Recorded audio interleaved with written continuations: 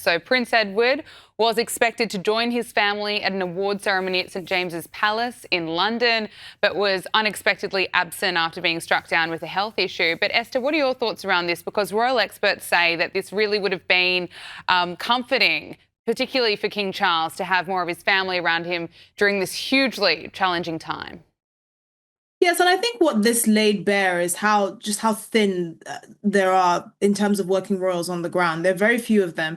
This goes to show again how much of a blow Harry and Meghan leaving the royal family were, because it wasn't just a PR crisis. It was who's actually going to do the work that we need to. We know that Prince Edward's wife has been in Somalia with her charity causes there, drawing attention to the rights of women and girls, and particularly women and girls who have faced sexual violence. So she's busy all over the world, and they've been doing tours to Canada and all over the world. So really, it's not surprising that with an alleged cold, something as simple as a cold, he had to be taken out. I think it's probably more to do with the exhaustion and just the fact that the few members of the royal family that are working are kind of pushed to the limit. We know that Princess Anne is the hardest working royal, and she engages in the most engagements of all of royals. But this is someone who does quite a glamorous job. She goes to a chip factory in the Midlands. She opens schools on a rainy day in Wales.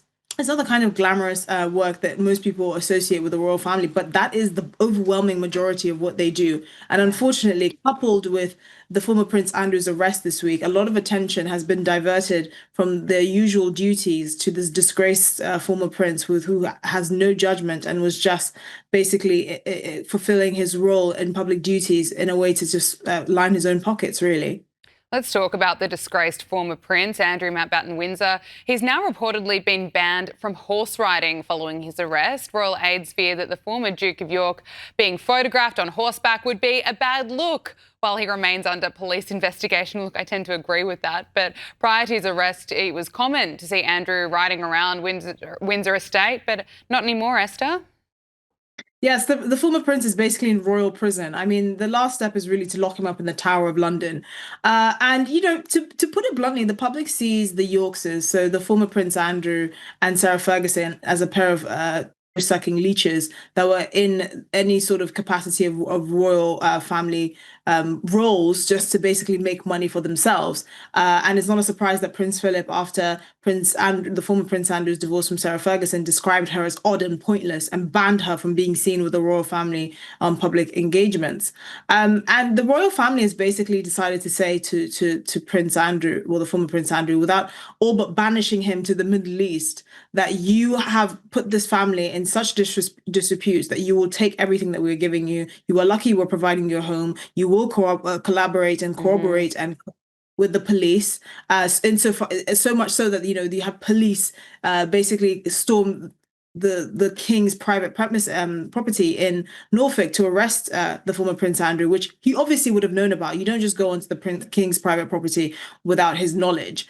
So and the last thing that the royal family wants is pictures of the former Prince Andrew looking pleased with himself and happy and riding horses and living La Vida Loca, when there are real questions about not just his association with Jeffrey Epstein, but how far this really goes. Because we know that Andrew Mountbatten-Windsor has lied to the public before in his disastrous Newsnight interview with Emily Maitlis, and so no one can take his word for it. So it is now the royal family's duty to manage this as far as possible, to be completely transparent, not just with the authorities, but with the public, and try and sort of cauterize this wound that is the Yorkses.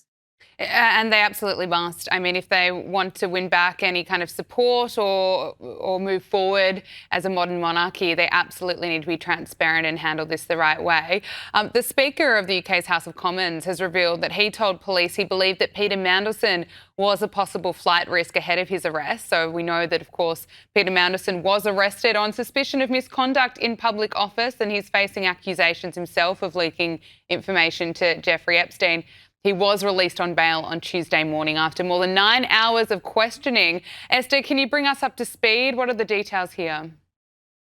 Yeah, so it was quite surprising that the former Prince Andrew was arrested, but Peter Mandelson wasn't, because from the details of the email exchanges that were released to the public between him and Jeffrey Epstein, particularly during his time as Deputy Prime Minister and during the peak of the 2008 financial crisis, where the British government in particular was bending over backwards to try and reassure the public amidst sort of financial crisis and mass unemployment in the country, you had Peter Mandelson, from what it looks like from these emails, allegedly passing on sensitive markets information to Jeffrey Epstein and his acolytes, which is such a huge breach of office and judgment.